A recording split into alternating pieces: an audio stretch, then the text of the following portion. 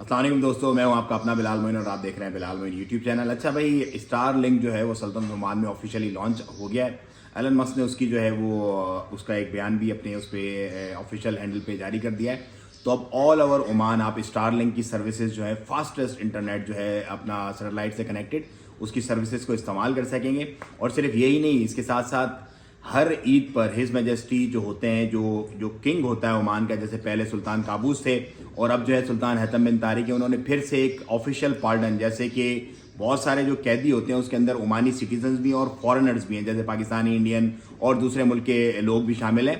587 के करीब कैदियों को रिहाई का ऐलान दिया है, रिहाई का परवाना दिया है। ये एक रिवायत है अरबों की, हर कंट्री के अंदर तकरीबन ये मामला होता है। इनफैक्ट पाकिस्तान के अंदर भी ये रिहाई जो सदर पाकिस्तान है वो साइन करते हैं हर साल ईद के मौके पर, 14 अगस्त के मौके पर, 23 अगस्त के मौके पर, इस तरह लोगों को रिहाई दी जाती है।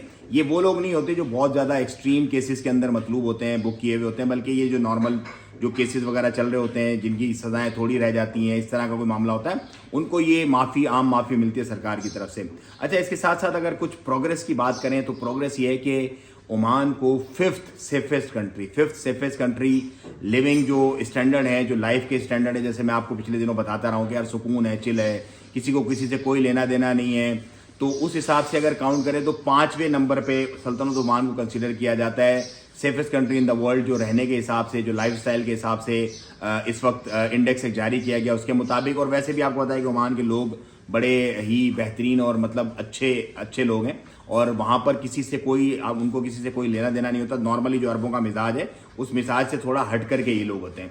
अच्छा, अब एक और बड़ी इंपॉर्टेंट चीज़ है जो सारे के सारे पाकिस्तानी पूछ रहे हैं, भाई पाकिस्तानियों के वीज़ा का क्या होगा? तो वीज़ा का अभी फ़िलहाल तो चिल प्रोग्राम है, अभी तो छुट्टी चल रही है यहाँ पे ओमान में, कोई काम शाम की कोई बात नहीं हो रही।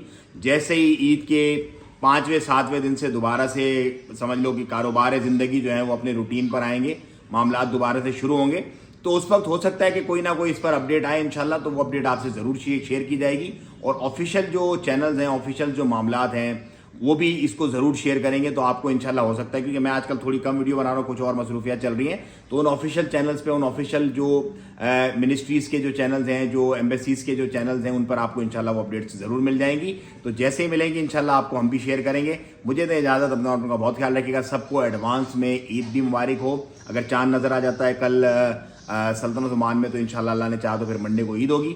तो मुझे दें इजाज़त, अपना और अपनों का बहुत ख्याल रखिएगा। अस्सलाम वालेकुम व रहमतुल्लाह। इस वीडियो को ज़्यादा शेयर करें, चैनल को सब्सक्राइब करें। अस्सलाम वालेकुम व रहमतुल्लाह।